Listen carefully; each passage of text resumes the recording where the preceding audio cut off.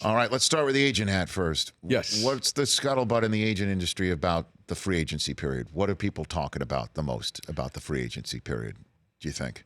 It was just like everyone else. It was a wow. And, when all of this movement, all of this activity was really something that to behold. You didn't know how it was going to play out. I don't think anyone expected, even in our world, that Paul George was going to get to the Clippers.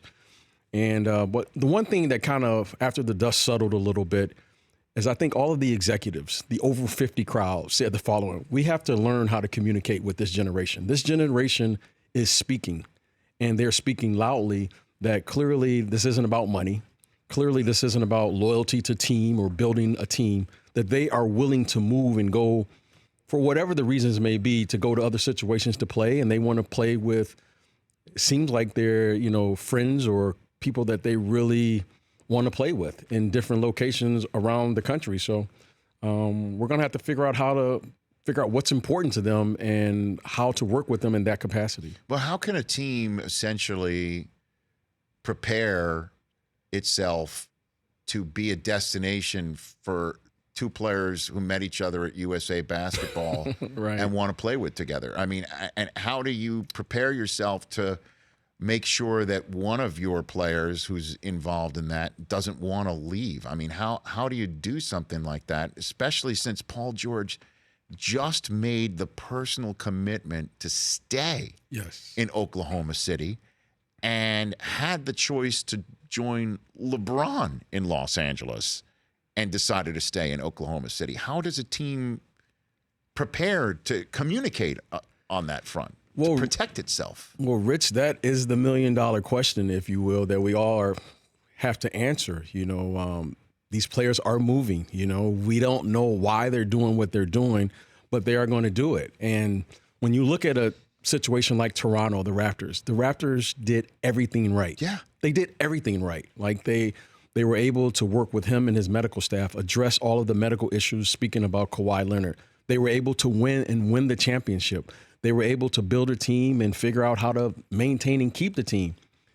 And after all of that, he still made the decision to leave. So I think that is a question that all of the executives in the league is trying to answer. I think you heard Adam Silver address it this summer over in Las Vegas at the governor's meeting to figure out that question of what do these teams have to do to be able to retain their star players so that they can build an organization or build a team that has sustainability, year in and year out. You could say the Clippers were doing it right, and if they didn't get Paul George, they wouldn't have gotten Kawhi anyway, too. Absolutely. I mean, the Clippers, they were ready to receive Kawhi, and I think that's the surprise is that, okay, not only is Kawhi willing to be received, but he's willing only to be received if Paul George comes as well. And the question is I will ask you again as an agent, does a contract mean anything in the NBA anymore? That is the question that we're really going to have to find out from today's youth or today's players, if you will. Building a team at one point had a different meaning. I was just talking to a good friend of mine. We were talking about when did this really happen? And it was brought to my attention that I think this started happening really in the 80s with Magic Johnson and Larry Bird. We talked about all the great teams of that era, but really there was an effort to really magnify the greatness of the individual player. And those players, meaning in that era, was Magic Johnson and Larry Bird. And then you had great teams. Obviously, those players performed, but there was an effort from David Stern at the time to really put the spotlight on those specific players and really magnify. And now that's what you're seeing. My son now, who's 18, he roots for certain players in the NBA, which seems foreign to me because I always rooted for teams, but he roots for players. So I think that's what you're seeing, and this is kind of a byproduct of that way of thinking in today's game. But a contract should be a contract, right? And so Paul George has got 3 more years left, but he goes to Sam Presti and says, I want out. And I guess Presti sees over the steering wheel this might be helpful if he can leverage it. And man, did he leverage the crap out of it. Yeah.